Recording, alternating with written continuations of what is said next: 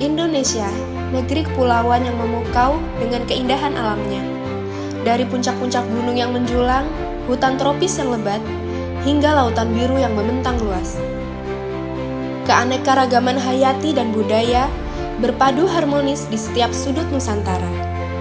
Namun, di balik pesona alamnya, Indonesia juga menghadapi tantangan alam yang kompleks. Cuaca ekstrim, perubahan iklim, dan aktivitas seismik menjadi bagian dari kehidupan sehari-hari. Hai, nama aku Ina Indah Hapsari dari Direktorat Layanan Iklim Terapan. Halo, kenalin aku Langga dari Biro Hukum, Humas, dan Kerjasama. Saya Aska Haris dari Direktorat Instrumentasi dan Kalibrasi. Kenalkan, nama saya Adisti Sekarintias Aryandini dari Direktorat Meteorologi Maritim dengan penugasan di Kantor Layanan Informasi Cuaca Maritim Ketapang Gilimanuk.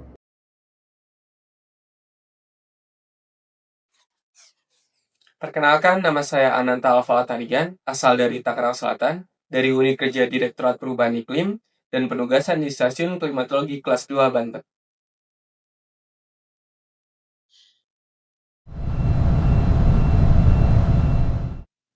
Halo teman-teman, sebagai pekerja sering kan kita cek info cuaca sebelum pergi? Atau bahkan lihat peringatan dini yang disiarkan operator seluler? Nah, pernah kepikiran nggak gimana caranya info super penting ini bisa akurat dan cepat sampai ke kita?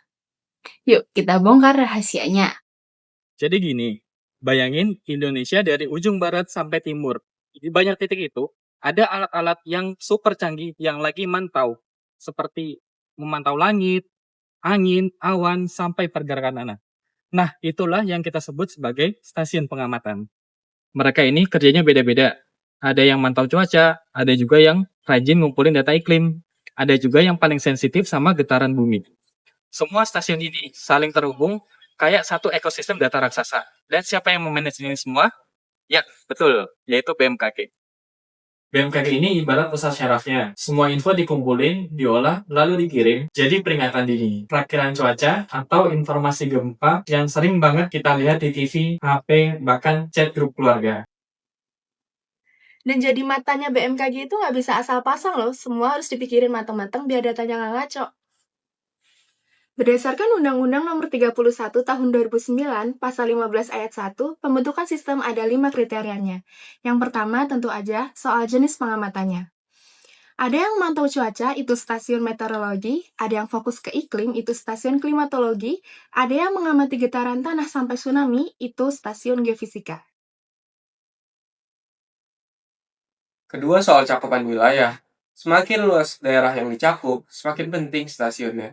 Karena dari situlah data dikumpulkan dan disebarkan, biar bisa cepat, akurat, dan mudah dipahami. Lanjut ke yang ketiga, kerapatan antar stasiun. Semakin rapat, semakin detail data yang bisa dikumpulin.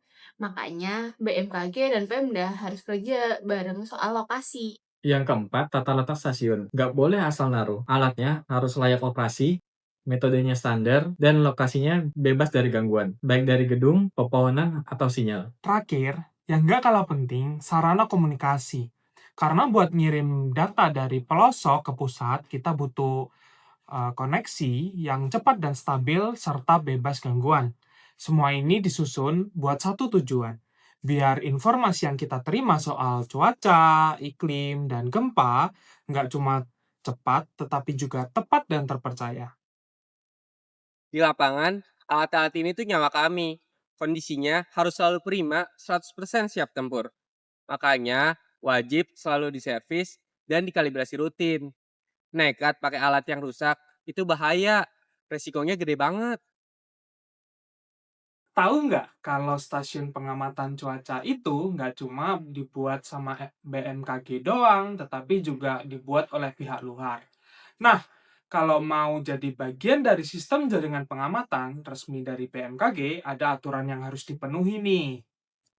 Berdasarkan Undang-Undang Nomor 31 Tahun 2009, stasiun pengamatan wajib bekerja sama dengan BMKG dan memenuhi berbagai kriteria teknis agar data yang dikumpulkan valid dan dapat diandalkan. Begitu masuk ke dalam jaringan pengamatan BMKG, stasiun wajib melakukan pengamatan secara terus-menerus tanpa henti kecuali ada izin dari BMKG. Kemudian, data dari stasiun ini juga tidak boleh langsung dipublikasikan ke masyarakat umum. Mengapa? Karena BMKG ingin memastikan bahwa data yang disampaikan ke publik telah melalui verifikasi, sehingga tidak terjadi misinformasi. Terakhir, stasiun-stasiun ini juga tidak boleh dipindahkan sembarangan. Izin dari BMKG wajib dipenuhi agar sistem jaringan tetap akurat dan merata di seluruh wilayah Indonesia. Dan jika stasiun harus direlokasi, seluruh biaya tanggung jawab pemiliknya. Dengan aturan ini, BMKG memastikan data cuaca dan iklim yang diterima masyarakat adalah yang paling terpercaya, karena informasi yang tepat menyelamatkan banyak hal. Jadi, sistem jaringan pengamatan MKG bukan hanya sekedar kumpulan stasiun, tapi merupakan tulang punggung dalam membangun sistem informasi iklim, cuaca, dan geofisika yang handal di Indonesia.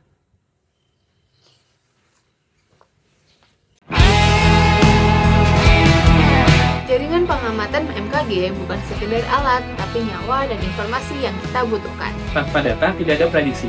Tanpa prediksi tidak ada peringatan. Undang-Undang Nomor 31 Tahun 2009 menjadi dasar penguatan sistem pengamatan jaringan MKG di Indonesia. Mari dukung penguatan informasi MKG untuk keselamatan kita semua. MKG kuat, Indonesia selamat. Kapan waktunya tiba?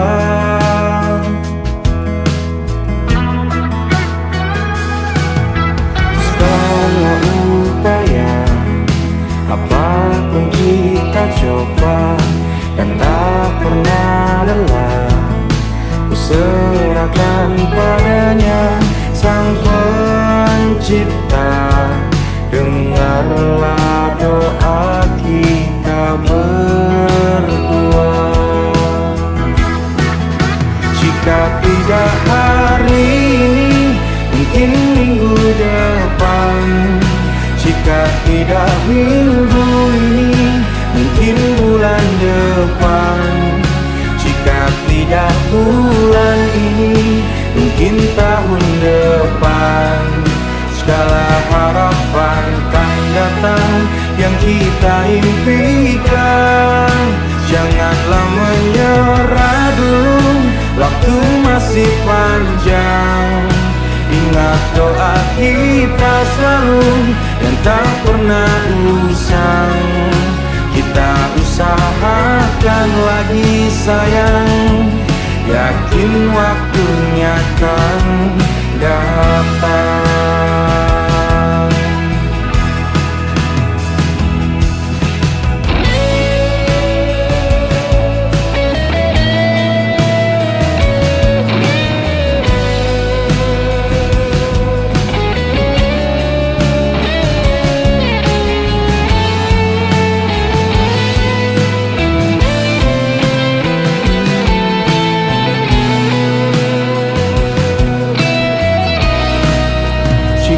Tidak hari ini, mungkin minggu depan. Jika tidak minggu ini, mungkin bulan depan.